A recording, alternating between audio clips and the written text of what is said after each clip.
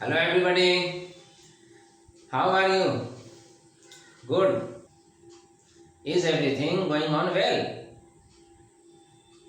अगर सब कुछ ठीक ठाक चल रहा है तो फिर अब उस टॉपिक पर हम बात करेंगे जो लास्ट डे हम लोग क्लास में अटेंड कर रहे थे कि how to solve numerical problems based on gravity, है ना। ग्रेविटी बेस्ड न्यूमेरिकल प्रॉब्लम्स को कैसे सॉल्व कर सकते हैं, इस पर हम लोग कुछ आइडिया डेवलप कर रहे थे। तो अब बताइए, क्या वो आइडिया आपके लिए यूजफुल साबित हो रहा है? क्या उस आइडिया के बेसिस पे आप उसमें प्रोसीड कर रहे हैं या कहीं पर कोई प्रॉब्लम है, डाउट्स है? अगर डाउट्स है तो यू कैन क्लियर नाउ, अभी कर सकते हैं। अदरवाइज मैं जो टॉपिक लेकर चल रहा हूं, आप देख रहे होंगे यहाँ पर डेंसिटी वर्ड लिखा है। This is the topic for the day. अगर आपके पास कोई प्रॉब्लम नहीं है तो आज के लिए टॉपिक यही है हमारा। तो now you right the definition, ठीक है। यस, ये है डेफिनेशन इसका।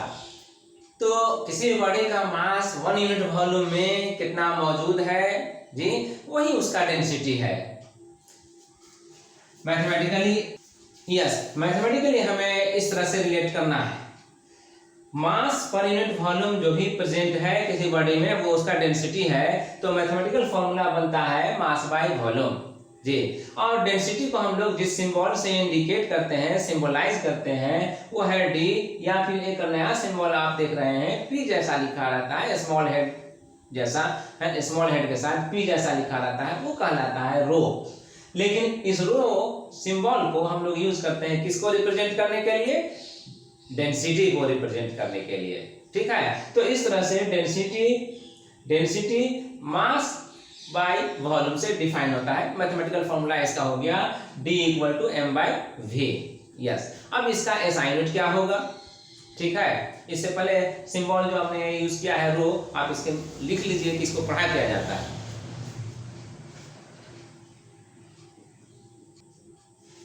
यस, यहाँ पर जो सिंबल है ये, जिसके बारे में बताया मैंने, है ना, P जैसा दिख रहा है लेकिन स्मॉल हेड के साथ, इसको रो पढ़ा जाता है, RHO, ठीक है। तो चलिए अब SI यूनिट इसका लिखिए।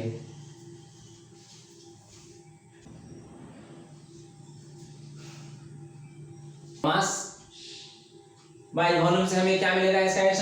SI यूनिट किलोग्राम, मास के लिए किलोग्राम, वॉल्यूम के लिए क्यूबिक मीटर, और ये डिवीजन में है तो किलोग्राम पर क्यूबिक मीटर, ये हुआ SI यूनिट। और किलोग्राम पर क्यूबिक मीटर इस तरह से लिखिए या फिर किलोग्राम पर क्यूबिक मीटर इस तरह से लिखिए, बोथ आर करेक्ट, दोनों सही है। अब नेचर क्या होगा?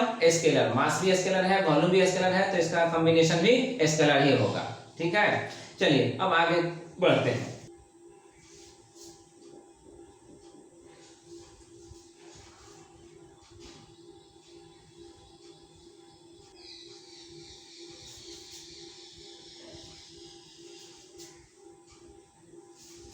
यस, तो ये रिमार्क्स है जो बहुत ही इंपॉर्टेंट है।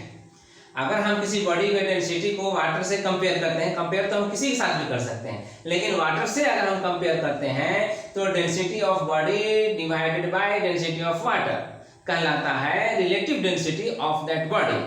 तो इसीलिए मैंने यहाँ पर मैथमेटिकल फॉर्मूले में या रिलेशन में लिखा है रिलेटिव डेंसिटी जी, relative density equal to density of a body divided by density of water. यहाँ पर ब्रैकेट लिख लीजिए at 4 degree centigrade. 4 degree centigrade इसलिए लिखा जाता है कि डेंसिटी ऑफ वाटर इस टेम्परेचर पर सबसे ज्यादा होता है।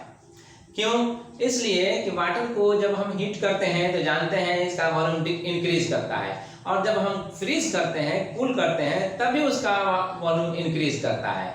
तो जो वॉल्यूम सबसे कम टेम्परेचर पर रह सकता है वो टेम्परेचर 4 डिग्री सेंटीग्रेड है। 4 डिग्री सेंटीग्रेड पर अगर वॉल्यूम सबसे कम रहेगा तो सोचिए डेंसिटी उस वक्त सबसे ज्यादा रहेगा। यस, तो यही वजह है कि हम मैक्सिमम डेंसिटी पर कंसीडर करते हैं। ये रिलेटिव डेंसिटी के लिए हमारे पास मैथमेटिकल फॉर्मूला हो गया, है ना। इसे अपने माइंड में फिट कर लीजिए, ये हमेशा काम आएगा आपको। यस, अब अगर आप जान गए कि रिलेटिव डेंसिटी को आप density of a body divided by density of water से डिफाइन किया जाता है, तो आप ये पहले से जान रहे हैं कि डेंसिटी किसके इक्वल होता है? मास बाय वॉल्यूम के, है ना। मास पर यूनिट वॉल्यूम को ही मास बाय वॉल्यूम कह रहे हैं। तो मास बाय वॉल्यूम को डेंसिटी कहते हैं। तो आप मास को निकाल सकते हैं, v को राइट साइड से लेफ्ट साइड ले जा करके, तो फिर कितना हो जाएगा? v into D. v को राइट साइड से लेफ्ट साइड में ले जा करके मल्टीप्लाई कर रहे हैं d से, तो v इंटू डी होगा, है ना। तो लेफ्ट साइड में जो टर्म लिखते हैं वो अब राइट साइड में लिख दिया, और जो राइट साइड में m रह रहा था उसको लेफ्ट साइड में लिख दिया। साइड के बदलने से कोई इफेक्ट नहीं पड़ता है, ठीक है, वो इक्वलिटी मेंटेन रहती है। तो अब m equal to v into D हो गया है। मैथमेटिकली करेक्ट है लिखना ये, ठीक। तो अब हम जानते हैं m को अगर हम g से मल्टीप्लाई कर दें तो फिर इक्वलिटी को मेंटेन करने के लिए g से राइट साइड भी मल्टीप्लाई करना पड़ेगा। यस, यहाँ पर कर दिया g से मल्टीप्लाई। लेकिन इसे हमें मिला क्या? हम mg को वेट ऑफ बॉडी के नाम से जानते हैं, है ना। ये मैथमेटिकल फॉर्मूला है वेट के लिए। यस, तो mg को हमने रिप्लेस कर दिया w वेट से, ठीक है। और तब वो वेट किसके बराबर हो जाएगा? vdg के बराबर। तो वेट को, किसी बॉडी के वेट को हम वॉल्यूम डेंसिटी के टर्म में एक्सप्रेस करते हैं इस तरह से, ठीक है। अगर ऐसा है तो हम यहाँ पर जो रिलेटिव डेंसिटी देख रहे हैं कि density of a body divided by density of water, तो फिर हम इसमें भी वॉल्यूम से मल्टीप्लाई कर दें किसी बॉडी के वॉल्यूम से जी। तो जितना वॉल्यूम से मल्टीप्लाई करेंगे इसको मेंटेन करने के लिए, उतना ही वॉल्यूम से मल्टीप्लाई करना पड़ेगा इसको भी। यस, तो हम अब मल्टीप्लाई कर दें तो इससे इक्वलिटी मेंटेन रहेगी। लेकिन जो ऊपर में मल्टीप्लाई करेंगे वॉल्यूम से, तो डेंसिटी जो बॉडी का होगा जिस बॉडी का, उस बॉडी का वो मास बताएगा। और नीचे उतने ही वॉल्यूम से अगर मल्टीप्लाई करेंगे डेंसिटी ऑफ वाटर को, तो जो मास बताएगा वो मास ऑफ वाटर होगा। यस, ठीक। तो अब इसलिए आप कह सकते हैं RB. Density of a body के लिए आप एक टर्म यूज कर लीजिए डी, और डेंसिटी ऑफ वाटर के लिए आप एक टर्म यूज कर लीजिए रो, ठीक है। दो तरह का डेंसिटी हो गया। यस, तो अब लीजिए, अब यहां पर लिख लीजिए डी बाय रो, हो गया। यस, तो अब इसको आप v से मल्टीप्लाई कीजिएगा तो v इंटू डी हो जाएगा, और यहाँ नीचे क्या हो जाएगा? v into rho. v से मल्टीप्लाई करने का मतलब ये हुआ कि किसी बॉडी का जितना वॉल्यूम है उतने ही वॉल्यूम के बराबर में हम वाटर को ले रहे हैं। यस, तो ये हो गया v बाई वी रो। तो ये हो गया मास ऑफ बॉडी और ये हो गया मास ऑफ वाटर। अब हमें इसे वेट बनाना है, तो वेट बनाने के लिए हम कह सकते हैं कि वी डी जी, एक जी इसमें मल्टीप्लाई कर लीजिए और वही जी से फिर इसको भी मल्टीप्लाई कर दीजिए, है ना। तो अब ये हो गया वेट।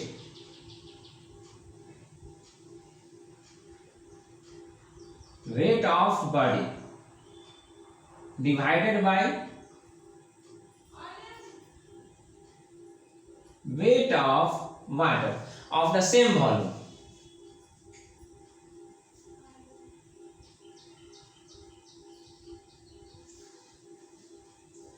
जी, जितना वेट हम ले रहे हैं बॉडी का, जितना वॉल्यूम है बॉडी का, उतने ही वॉल्यूम के बराबर में अगर वाटर लें तो नीचे वाटर का वेट होगा, ठीक है। तो वेट ऑफ बॉडी और वेट ऑफ वाटर के रेशियो से भी हम रिलेटिव डेंसिटी को डिफाइन कर सकते हैं, ठीक है। तो ये सेकंड रिलेशन हुआ, सेकंड एक्सप्रेशन हुआ रिलेटिव डेंसिटी के लिए। फर्स्ट कौन था? ये density of a body divided by density of water, ठीक है।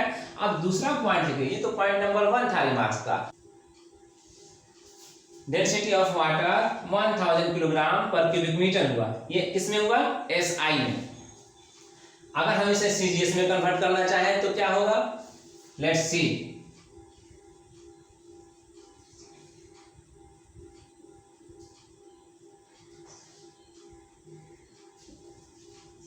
ये 1000 ग्राम, ये GM जो लिखा है मैंने ग्राम के लिए लिखा है ना। कहीं कहीं पर आप देखेंगे ये M नहीं रहता है ना, सिर्फ G रहता है, तो G भी रहता है, ठीक है। तो इसे पढ़ते हैं 1000 इंटू 1000, 1 किलोग्राम को आप कन्वर्ट करते हैं 1000 ग्राम में, ठीक। और 1000 पहले ही से है इसलिए 1000 इंटू 1000 हो जाएगा, ओके, ग्राम कहेंगे अब इसे। और 1 क्यूबिक मीटर, 1 क्यूबिक मीटर है तो उसे हम क्या लिखेंगे? 1 metre into 1 metre into 1 metre जी। तो अगर हम सेंटीमीटर में कन्वर्ट करें तो हर एक मीटर के लिए हमें 100 सेंटीमीटर देना पड़ेगा। दीजिए 10 टू द पावर 6 ये हो जाएगा, जी ग्राम में लिखा जाएगा। और ये कितना होगा, 20 यहाँ है, 20 यहाँ है, 20 यहाँ है, तो यह भी 10⁶ में लिखा जा सकता है। और सेंटीमीटर को हम centimetre into centimetre into centimetre देख रहे हैं, तो इस पर भी पावर 3 हो जाएगा, तो क्यूबिक सेंटीमीटर पढ़ेंगे। तो 10⁶ gram divided by 10⁶ cubic centimetre है। ठीक है, तो अब इसमें ये 10⁶ कैंसिल हो गया, अब क्या बचा, 1 ग्राम पर क्यूबिक सेंटीमीटर। ठीक है, तो इन SI से, अब ये इन SI था ना, अब इन SI से किस में बदल गया, इन CGS। तो वाटर का डेंसिटी CGS में कितना हो गया, 1 ग्राम पर क्यूबिक सेंटीमीटर, और SI में कितना कहेंगे, 1000 किलोग्राम पर क्यूबिक मीटर। ठीक है, तो ये रिलेशन आप याद रखेंगे तो न्यूमेरिकल्स बनाते वक्त कन्वर्शन के मैटर में आपको कन्वीनियंट होगा, है ना, आप उसमें आसानी पाएंगे। यस, ये एक और रिलेशन है जिसे आप जानते होंगे, वॉल्यूम का SI यूनिट तो क्यूबिक मीटर होता है, लेकिन वॉल्यूम का एक और यूनिट होता है लीटर। ये SI यूनिट नहीं है, फिर भी ये एक वॉल्यूम का यूनिट है। अब हम वॉल्यूम का यूनिट अगर है ये लीटर, तो लीटर में भी हम एक्सप्रेस कर सकते हैं वॉल्यूम को। 1 लीटर को, 1 लीटर है ना, तो 1 लीटर को अगर हम 1000 डिवीजन में डिवाइड कर दें, तो हर एक पीस जो आएगा, हर एक डिवीजन जो आएगा वो कहलाएगा मिलीलीटर। तो अब हम कह सकते हैं कि 1 लीटर में, 1 लीटर में 1000 मिलीलीटर होता है, इसलिए 1000 millilitre equal to 1 litre. Water का जो SI यूनिट होता है क्यूबिक मीटर, उसके साथ लीटर में जो वाटर का वॉल्यूम होगा उसे हम किस तरह कनेक्ट करेंगे, अब देखते हैं पॉइंट नंबर 4 में। 1000 लीटर इक्वल टू होता है 1 क्यूबिक मीटर। यस, ये जान लीजिए, अगर एक ऐसा टैंक बनवाया जाए जिसका लेंथ 1 मीटर हो, ब्रेथ 1 मीटर हो और हाइट 1 मीटर हो जी, तो उसका वॉल्यूम होगा 1 क्यूबिक मीटर SI में जी। अगर लीटर से आप उसमें वाटर को फिलअप करेंगे तो 1000 लीटर से 1000 लीटर से आप उसका कंप्लीटली फिल कर सकते हैं, भर जाएगा। ठीक है, तो 1000 litre equal to 1 cubic metre, ये हमेशा याद रखिएगा। अगेन इसको मिलीलीटर में कन्वर्ट करें या इसको क्यूबिक सेंटीमीटर में कन्वर्ट करें, तब क्या होता है ये देख लें।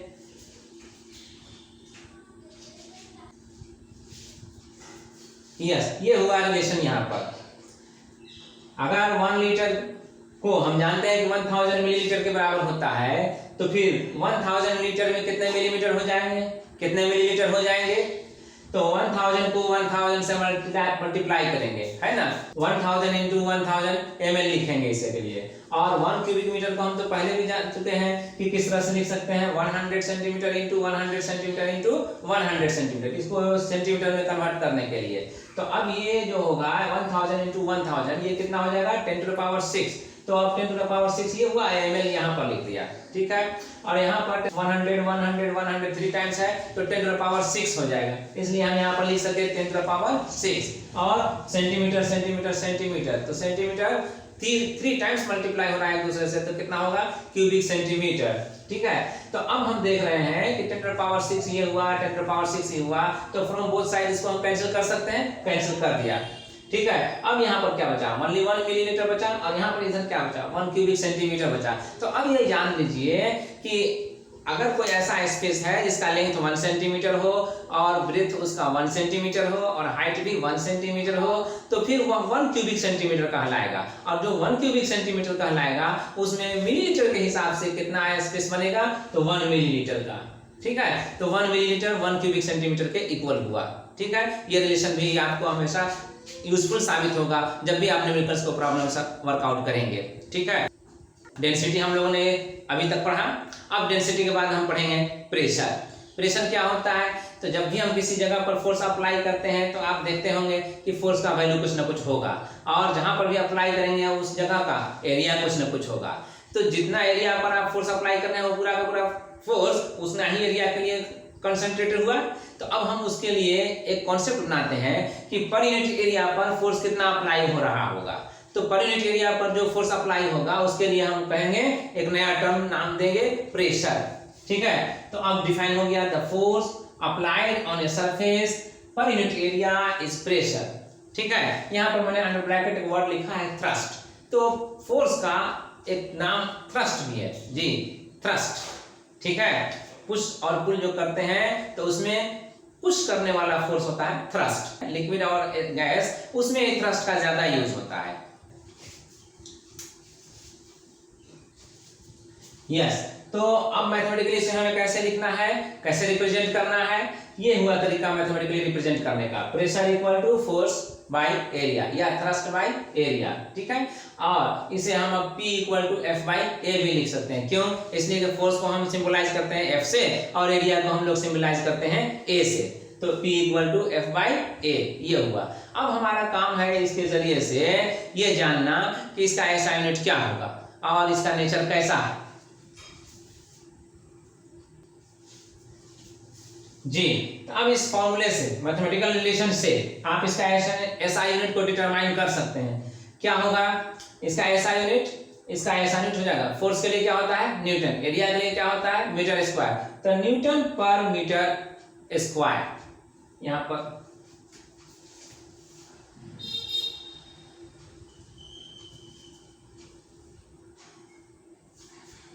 यस। तो अब इस रिलेशनशिप से आप ऐसा यूनिट डिटरमाइन कर सकते हैं प्रेशर के लिए। फोर्स का यूनिट क्या होता है न्यूटन, एरिया का यूनिट क्या होता है मीटर स्क्वायर। तो फिर इसका यूनिट क्या हो जाएगा प्रेशर के लिए न्यूटन पर मीटर स्क्वायर, है ना। न्यूटन पर स्क्वायर मीटर को आप इस तरह से भी लिख सकते हैं और इस तरह से भी लिख सकते हैं, आजकल यही प्रिवेल करता है। ठीक है, अब इसका एक नाम है, जैसे न्यूटन फोर्स का एक्चुअल ऐसा यूनिट नहीं है, ये भी नाम दिया गया है न्यूटन के ऑनर में, है ना। एक्चुअली अगर ऐसा यूनिट को हम डिटरमाइन करते तो क्या करते, किलोग्राम मीटर पर स्क्वायर सेकंड, ये ना। तो वैसे ही न्यूटन पर स्क्वायर मीटर जो आता है वो भी एक नाम दिया जाता है पास्कल। पास्कल भी बहुत बड़े फिजिसिस्ट थे और उनका वर्क, उनका कंट्रीब्यूशन फिजिक्स में इतना ज्यादा था कि उन्हें ऑनर देने के लिए एक यूनिट ही बना दिया गया प्रेशर के लिए। ठीक है, तो प्रेशर का यूनिट पास्कल हो गया। अब 1 पास्कल का मतलब ये हुआ 1 न्यूटन पर स्क्वायर मीटर। अगर किसी 1 यूनिट एरिया पर 1 न्यूटन का फोर्स अप्लाई हो रहा है तो हम कह सकते हैं कि वहां पर 1 पास्कल का प्रेशर है।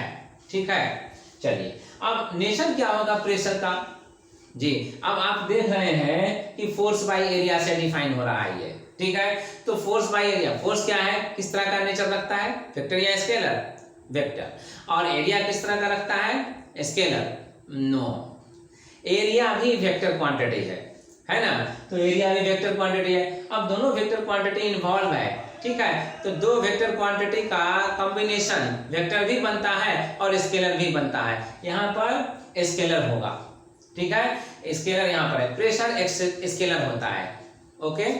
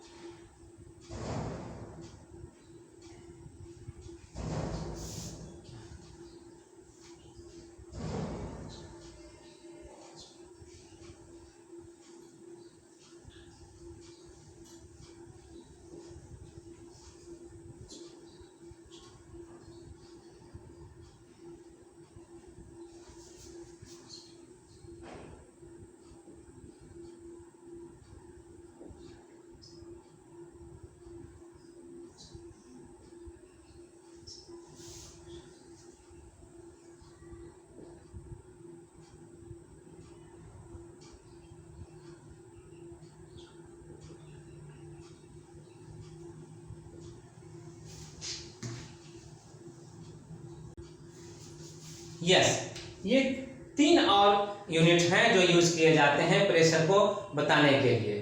ठीक है, पहला हमने लिख दिया बार, टॉर और तीसरा लिख दिया एटमॉस्फेरिक प्रेशर, एटमॉस्फेरिक प्रेशर। तो ये यूज तो होता है लेकिन मोस्टली यूज वही होता है जो न्यूटन पर स्क्वायर मीटर है या फिर पास्कल। यस, ये याद रखिएगा। अगर प्रेशर इक्वल टू F/A होता है तो आप कह सकते हैं कि प्रेशर फोर्स का डायरेक्टली प्रोपोर्शनल है। जितना ज्यादा फोर्स इंक्रीज करेंगे प्रेशर उतना ही ज्यादा बनेगा, जितना कम फोर्स अप्लाई करेंगे प्रेशर उतना ही कम बनेगा। और उसी तरह से एरिया पर वो डिपेंड करता है। किस तरह से? एरिया अगर इंक्रीज करेंगे तो प्रेशर डिक्रीज करेगा, और अगर इन एरिया को डिक्रीज करेंगे तो प्रेशर इंक्रीज करेगा। ये इनडायरेक्टली प्रोपोर्शनल हुआ, यानी इनवर्सली प्रोपोर्शनल हुआ, और ये डायरेक्टली प्रोपोर्शनल हुआ। फोर्स का डायरेक्टली प्रोपोर्शनल होता है प्रेशर, और एरिया का इनवर्सली प्रोपोर्शनल होता है प्रेशर। ये रिलेशनशिप याद रखना है। बहुत सारे क्वेश्चंस आपको हैं वो इसी प्रॉपर्टी या इसी फैक्ट्स पर सोल्व हो जाते हैं बिना न्यूमेरिकली वर्कआउट किए हुए।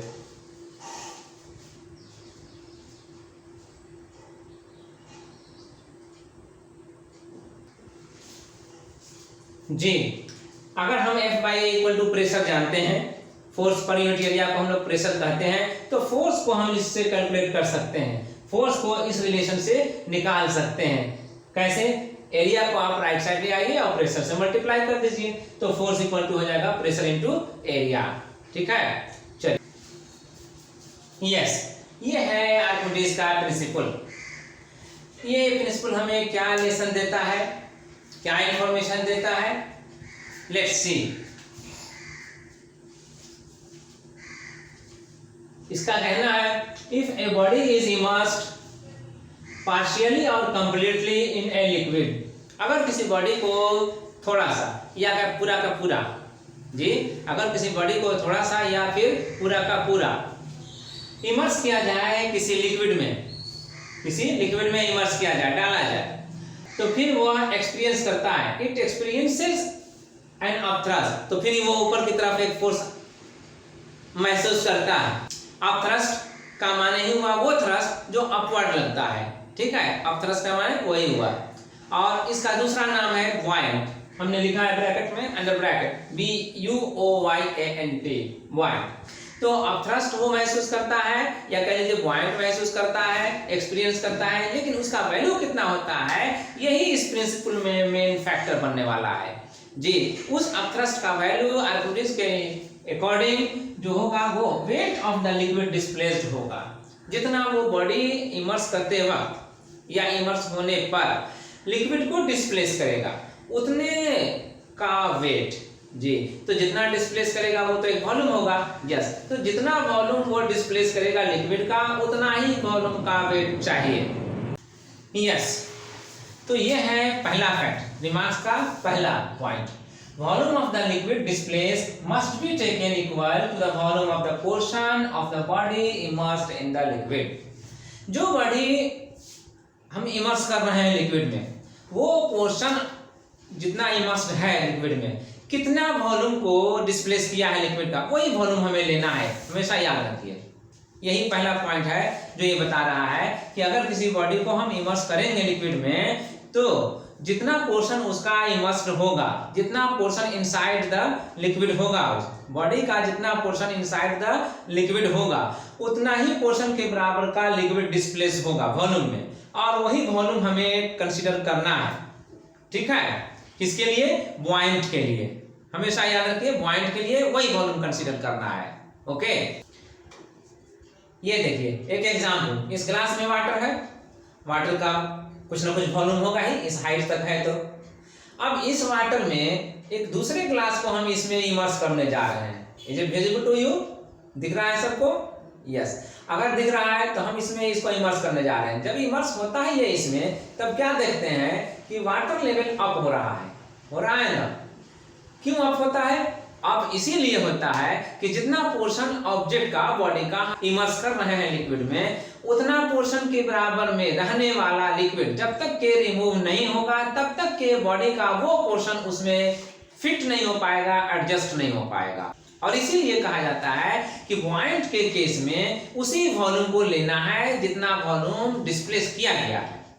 ठीक है, तो वेट बुआयंट के लिए जो लिया जाएगा वेट ऑफ द लिक्विड, वो डिस्प्लेस्ड लिक्विड का ही वेट लिया जाएगा। तो B इक्वल टू हमारे पास क्या हो गया, V रो G, है ना, V rho G। Due to the, ये पॉइंट नंबर 2 है, due to the buoyant the body loses its weight in liquid।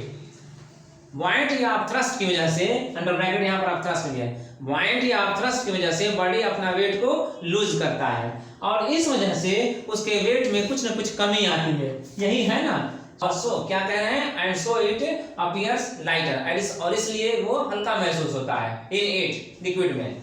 तो अब लिक्विड में अगर किसी बॉडी को इमर्स करते हैं तो फिर वो अपथ्रस्ट का सामना करता है, अपथ्रस्ट को फेस करता है, तो अपथ्रस्ट उसके वेट में कुछ कमी लाता है। जितना कमी लाता है उसकी वजह से उसका जो वेट बनता है, नया वेट, वो अपरेंट वेट कहलाता है। यहाँ अपरेंट वेट यहाँ पर मैंने लिखा है, ये है ना, ये अपरेंट है और वहां पर वेट है। ठीक है, तो अब अपरेंट वेट के लिए हम क्या कहना चाहेंगे, मैथमेटिकली फॉर्मूला क्या देना चाहेंगे, yes, apparent weight equal to actual weight minus upthrust. इस तरह से अगर अपरेंट वेट इक्वल हो रहा है एक्चुअल वेट माइनस अपथ्रस्ट के, तो फिर अपथ्रस्ट को अब निकाला जा सकता है। इसको राइट साइड से लेफ्ट साइड लाइए और अपरेंट वेट को राइट साइड ले जाइए, तो अपथ्रस्ट इक्वल टू क्या हो जाएगा, actual weight minus apparent wait. अब एक्चुअल वेट और अपरेंट वेट का डिफरेंस ही अपथ्रस्ट के बराबर है, ये भी याद रख लीजिए। ठीक है, तो आपके पास ये दो फॉर्म और हो गया जिससे आप, या दो रिलेशन और हो गया जिससे आप अपथ्रस्ट को आप रिलेट कर सकते हैं। लिक्विड में अपरेंट वेट आप कैसे फाइंड आउट करेंगे, इसके लिए एक मैं मेथड बताता हूँ। लैब में, फिजिक्स लैब में आप जब जाएंगे या देखे होंगे, आप गए होंगे, तो स्प्रिंग बैलेंस होता है। स्प्रिंग बैलेंस में किसी ऑब्जेक्ट को हैंग कर दीजिए, जैसे मैंने अभी इस बॉडी को यहाँ पर हैंग कर रखा है, देख रहे हैं, यस। तो ऐसे ही उस स्प्रिंग बैलेंस से उसको हैंग कर दीजिए और हैंग करते हुए ही स्प्रिंग बैलेंस के हेल्प से उसको लिक्विड में इमर्स कीजिए। जैसे यहाँ पर मैं वाटर में इसे इमर्स करने ले जा रहा हूँ, ठीक है, और इमर्स कीजिए फुल्ली जब तक कि ये पूरी तरह से फ्री ना हो जाए फ्लोट करने के लिए। जब वो उसमें इंडिकेट करने लगेगा जिस मार्किंग पर, तो आप उस मार्किंग को रीड कर लीजिए। रीड करने के बाद आप जान जाएंगे कि लिक्विड के अंदर जो उसका वेट हो रहा है वो वेट अपरेंट वेट ही है। और फिर जब उसको लिक्विड से आउट कर लीजिए तो फिर उसी स्प्रिंग पर आप देख लीजिए कि स्प्रिंग बैलेंस का इंडिकेटर अब क्या इंडिकेट कर रहा है। जो इंडिकेट करेगा उस वक्त उसका एयर में वेट बताएगा। एयर में वेट जो होता है वो एक्चुअल वेट कहलाता है। तो इस तरह से आप दोनों वेट जान जाएंगे, एक्चुअल वेट भी जान जाएंगे और अपरेंट वेट भी जान जाएंगे। तो दोनों वेट का डिफरेंस क्या हो जाएगा, अपथ्रस्ट या बुआयंट। ओके जी, यहाँ पर एक पॉइंट और मैंने मेंशन किया है, आर्किमिडीज प्रिंसिपल जो हम लोग जानते हैं, अब समझे, तो वो प्रिंसिपल आपको एयर में भी वैलिड होता है, जैसे लिक्विड में वैलिड होता है। अभी मैंने वाटर के केस में दिखलाया ना, वाटर इज ए लिक्विड, तो जैसे लिक्विड के केस में वैलिड होता है वैसे ही वो एयर के लिए भी वैलिड होता है, गैस के लिए भी वैलिड होता है। तो गैस और लिक्विड दोनों को एक साथ हम लोग कहते हैं फ्लूइड। फ्लूइड का नाम सुना है ना, यस, फ्लूइड। तो वो फ्लूइड के लिए वैलिड है। आर्किमिडीज प्रिंसिपल जो है वो फ्लूइड मटेरियल के लिए ही वैलिड है। चलिए, तो अब इससे आगे बढ़ते हैं पॉइंट नंबर 4 में। हम जान रहे हैं कि volume V equal to A into H होता है। A क्या है, एरिया, बेस एरिया। क्या है, base area, yes, height. Base area है A और H है हाइट। हम जान रहे हैं कि रिलेशन होता है वॉल्यूम के लिए। तो अब देखिए B equal to V rho G, है ना।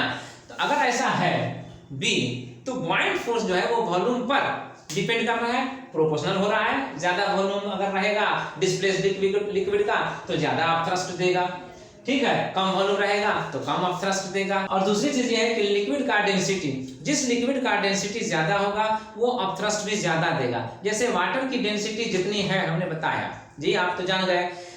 वाटर के अलावा अगर ऑयल लीजिए, मस्टर्ड ऑयल हो तो उसका डेंसिटी कुछ और मिलेगा, उसका डेंसिटी ज्यादा होगा, तो उसमें ऑफ थ्रस्ट और ज्यादा लगेगी। हम यहाँ पर इसको मेंशन यहाँ कर रहे थे, इसको जान करके कि V इक्वल टू ए और एच होता है, तो आप V को यहाँ पर रिप्लेस कर सकते हैं। अब हो जाएगा A इंटू एच रो जी। तो अब पॉइंट जो हुआ वो A का भी प्रोपोर्शनल हो गया। यहाँ क्या हो रहा था, B is proportional to V, B is proportional to rho, है ना डेंसिटी, यस ये डेंसिटी के प्रोपोर्शनल। अब यहाँ पर क्या होगा, B is proportional to A और B is proportional to rho, rho तो यहाँ पर मेंशन हो गया, यस। बेस एरिया जितना ज्यादा होगा उतना ही पॉइंट अप्लाइड होगा। हाइट के लिए क्या कर सकते हैं, हाइट अगर ज्यादा करते हैं तो बेस एरिया कम होता है, और हाइट अगर कम करते हैं तो बेस एरिया बढ़ता है ना। हाइट का बेस एरिया के साथ यही रिलेशन है। तो किसी भी ऑब्जेक्ट का हाइट बढ़ाइएगा तो बेस एरिया कम होगा, तो उस केस में आप थ्रस्ट क्या होगा, कम होगा। तो हाइट के बढ़ने से आप थ्रस्ट कम होता है, लेकिन जितना इससे कम होगा हाइट बढ़ाने से, हाइट को हम अगर मेंटेन रखें, कम रखें और बेस एरिया हम बढ़ाते जाएं जी, हाइट को कम कर दें तो बेस एरिया बढ़ेगा, तो उस केस में अब थ्रस्ट ज्यादा अप्लाइड होगा। अब सोच लीजिए, मैं इस एग्जांपल इसलिए दे रहा हूं कि एक केस लीजिए इस मार्कर का, इसका बेस एरिया कितना है ये, ठीक है, और अब एक लेते हैं डस्टर इसका, अब इसका बेस एरिया कितना होगा ये, अगर हम इसको ऐसे हम इमर्स करें तो बेस एरिया ये होगा, तो इस एरिया से तो इसका एरिया ज्यादा ही होगा। तो इसका मतलब ये होगा कि जब हम इसे वाटर में इमर्स करेंगे तो इस पर ज्यादा अप थ्रस्ट अप्लाइड होगा और इसमें अप थ्रस्ट कम अप्लाइड होगा, यस बिल्कुल, इस पे अप थ्रस्ट ज्यादा होगा और इसमें अप थ्रस्ट कम होगा। तो इसीलिए अब आप ये भी एक जान लीजिए कि अभी जो मैं एक्सपेरिमेंट कर रहा था, एक ग्लास को एक दूसरे ग्लास में जिसमें वाटर है उसमें जब इमर्स कर रहे थे, तो उस ग्लास का जिसको इमर्स कर रहे थे उसका बेस एरिया ज्यादा, इससे भी ज्यादा हुआ और इससे भी ज्यादा हुआ, तो उसमें अप थ्रस्ट ज्यादा अप्लाइड हो रहा था। और उसी में एक दूसरे ऑब्जेक्ट को हम इमर्स कर रहे थे तो उस केस में उस पर अप थ्रस्ट कम अप्लाइड हो रहा था। जैसे एक बार फिर मैं आपको करके दिखला देता हूँ। एक ऑब्जेक्ट ये लीजिए, अब इसका बेस एरिया कितना हो सकता है, देख रहे हैं। अब इसमें जब हम इसे इमर्स करते हैं तो इस पर अप थ्रस्ट अप्लाई होगा, ठीक है, जितना हो सका। अब जाकर ढाट गया, अब नहीं इमर्स हो रहा है। अब इसके बाद दूसरा एग्जाम्पल इसको लीजिए, इस ग्लास को हम जब इसमें इमर्स कर रहे हैं तो अब इसका एरिया तो बेस एरिया ज्यादा हुआ। अब बेस एरिया ज्यादा हुआ तो अब इसमें हम इसको इमर्स करते हैं तो इसमें ज्यादा अप थ्रस्ट अप्लाई होता है, और ये अब जाने के अब ऊपर से अब नीचे से आने की पोजीशन में ये नहीं है, अप थ्रस्ट इतना लग रहा है कि अब ये नीचे आ नहीं पाएगा, है ना, अब इतना ही बढ़ा करके रुक गया। तो इसका माने ये हुआ कि वो जहां ज्यादा इमर्स हो पा रहा था यहाँ पर ये कम इमर्स हो रहा है, उसका हाइट ज्यादा इमर्स हो रहा था, देखा नहीं। एक बार फिर देख लीजिए, अब देखिए है ज्यादा हुआ, यस। तो अप थ्रस्ट का बेस एरिया से कनेक्शन होता है, अप थ्रस्ट बढ़ता है अगर बेस एरिया बढ़ता है। यही वजह है कि एक आयरन निडल जो आप देखते हैं, आयरन निडल अगर वाटर में हम डालते हैं उसे तो वो सिंक कर जाता है, डूब जाता है। लेकिन एक जो शिप है, शिप जो जहाज बनाया जाता है वो कितना बड़ा साइज का होता है, और वो फिर भी उस सी में जब चलता है तो वो डूबता नहीं है, वो उसके ऊपर चलता रहता है वाटर सरफेस पे। नहीं, क्यों? बेस एरिया बढ़ जाने की वजह से उस पर अप थ्रस्ट इतना ज्यादा अप्लाई करने लगा, इतना ज्यादा अप्लाई किया कि वो अप थ्रस्ट शिप के पूरे वेट को भी बैलेंस कर लिया और उसको सिंक होने से रोक दिया जी। लेकिन निडल के केस में छोड़िए ना, निडल कितना माइनर चीज है ना, उतना वेट भी शिप के कंपैरिजन में इसका वेट क्या है, नथिंग, फिर भी वो उस वाटर में सिंक कर जाता है। यही वजह है। तो बेस एरिया बढ़ा देंगे पॉइंट बढ़ जाएगा, बेस एरिया कम कर जाएंगे पॉइंट कम हो जाएगा, ठीक है। तो चलिए एक फैक्ट आपने यहां भी जान लिया, yes, point increases, therefore point increases as base area increases. चलिए, तो अब हम लोगों ने इस पर काफी डिस्कशन कर लिया, आर्किमिडीज प्रिंसिपल हम लोगों ने काफी डिस्कशन कर लिया। यस, कोई बॉडी अगर किसी लिक्विड में फ्लोट कर रहा है, आप करते हुए पाते हैं, तो ये तभी पॉसिबल होता है जब उसका वेट अप थ्रस्ट के जरिए बैलेंस कर लिया जाए। अब इसमें एक रिलेशन बनता है, वो आप यहां लिख लीजिए। यस, अब इस केस में जो रिलेशन बनेगा फ्लोटेशन के केस में, कि फ्लोट कर रहा है बॉडी, तो वो actual weight of body equal होगा पॉइंट के। अब एक्चुअल वेट ऑफ बॉडी तो एयर में लिया जाएगा और पॉइंट कहाँ निकाला जाएगा, लिक्विड का जो अपथ्रस्ट है वही ना पॉइंट है, तो लिक्विड का अपथ्रस्ट से उसको कंपेयर किया जाएगा कि क्या वो अपथ्रस्ट जो लिक्विड प्रोवाइड कर रहा है इक्वल हो रहा है बॉडी के एक्चुअल वेट से। अगर इक्वल हो रहा है तभी वो फ्लोट करेगा, अगर इक्वल नहीं कर रहा है तो वो फ्लोट नहीं करेगा। हाँ, अब इसमें आपको ये याद रखना है कि अपथ्रस्ट जो होता है वो जितना पोर्शन बॉडी का इनसाइड है उसी वॉल्यूम के बराबर में जो लिक्विड डिस्प्लेस होता है उसी डिस्प्लेस लिक्विड का वेट लेना है। यस, पहले भी मैंने कहा था कि पॉइंट कैसे लिया जाता है, मैं फिर यहां पर एक बार दोहरा दिया मैंने। जी, यहां जो हमने रिलेशन दिया है actual weight of body equal to buoyant, तो अब यहां पर हम कह सकते हैं एक्चुअल वेट के बदले में कि VDG ये कैसे निकाला जाता है, तो आप तो सीख चुके। और उसी तरह से बुऑयंट कैसे निकाला जाता है ये भी आपने सीख लिया। बुऑयंट उसी लिक्विड का वेट है जो लिक्विड डिस्प्लेस होता है, तो अब डिस्प्लेस वही लिक्विड होगा जितना उसका वॉल्यूम डिस्प्लेस होगा, है ना।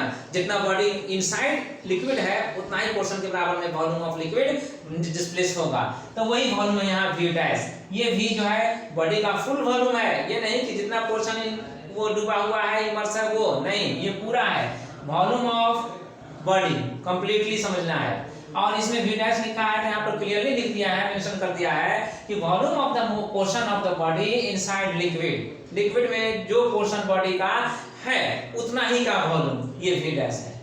ठीक है, तो आइए अब इससे हमें क्या रिलेशन मिलता है।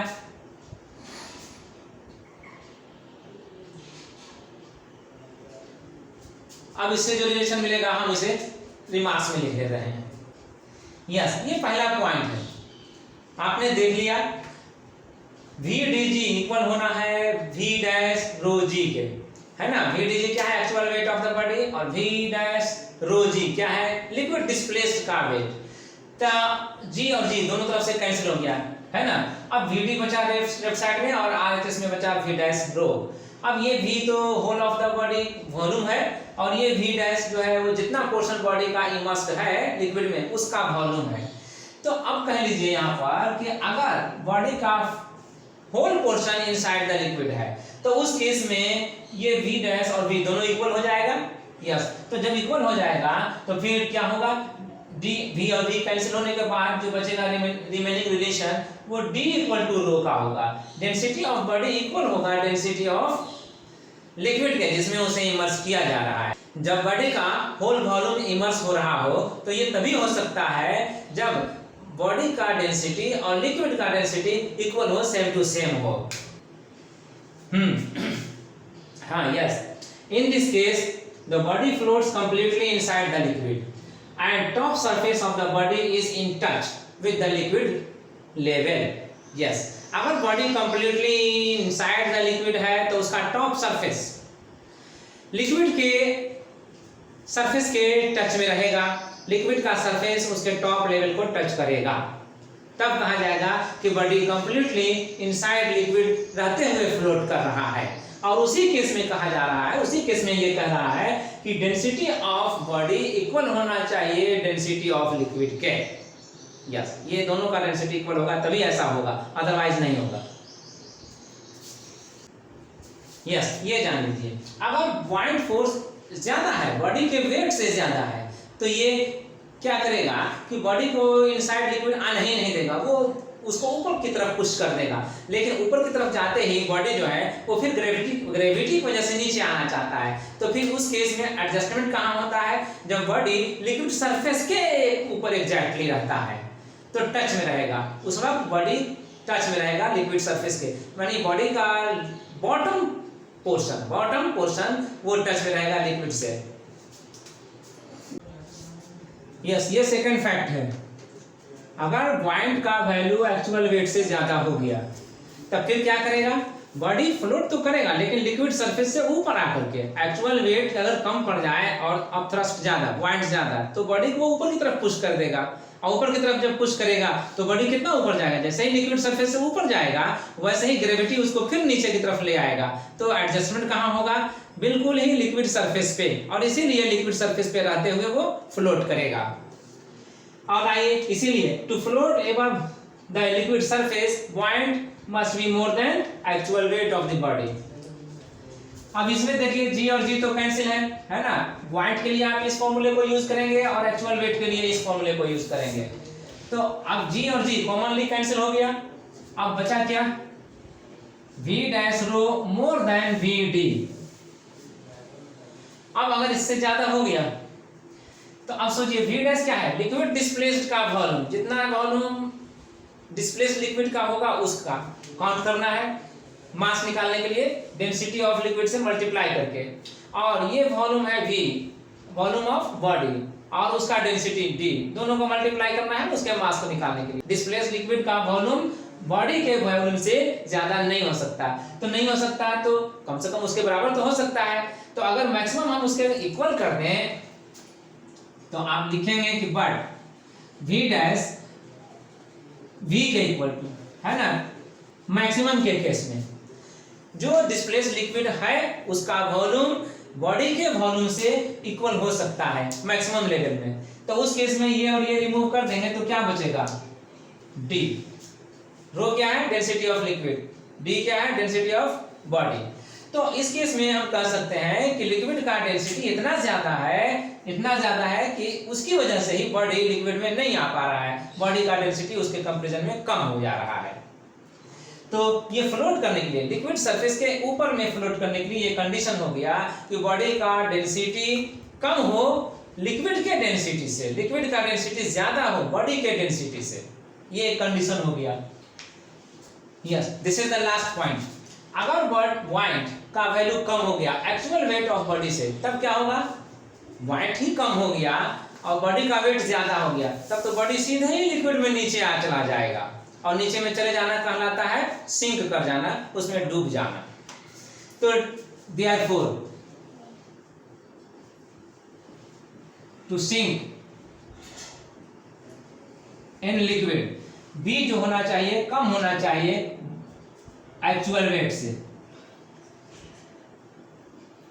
B का value V rho G, V dash ना वॉल्यूम ऑफ डिस्प्लेस्ड लिक्विड, और एक्चुअल वेट के लिए V D और G और G कैंसिल। अब आप देखिए V डैश रो लेस हो रहा है V D से। अगर ऐसा है तो अब V का वैल्यू और V डैश का वैल्यू को कंपेयर करना है, यानी लिक्विड डिस्प्लेस्ड का वॉल्यूम और जो बॉडी इमर्स किया जा रहा है उसका वॉल्यूम।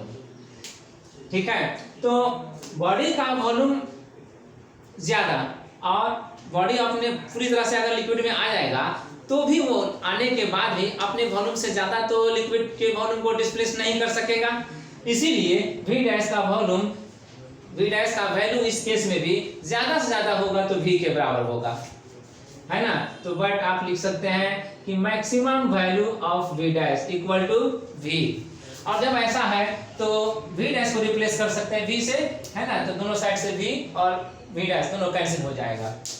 तो उस केस में आपके पास क्या बचेगा, रो लेस देन D। तो density of liquid is less than density of body. Sink करने के लिए ये कंडीशन होना चाहिए, अगर बॉडी का डेंसिटी ज्यादा हो गया लिक्विड में जिसमें आप इमर्स कर रहे हैं तो उस केस में बॉडी सिंक कर जाएगा, है ना। डेंसिटी ऑफ लिक्विड जिसमें आप इस इमर्स कर रहे हैं उसका डेंसिटी कम हो जाए और जिस बॉडी को इमर्स करने जा रहे हैं उसका डेंसिटी ज्यादा हो जाए तो उस केस में वो सिंक कर जाएगा, उसमें फ्लोट करेगा ही नहीं। ठीक है, उम्मीद है ये क्लास आपका कॉम्प्रिहेंसिव रहा होगा, समझे होंगे। अगर कोई डाउट होगा तो फिर इसमें कांटेक्ट करना है, ठीक है, वहां पर क्लियर करेंगे डाउट्स को। ओके, तो क्लास इज ओवर।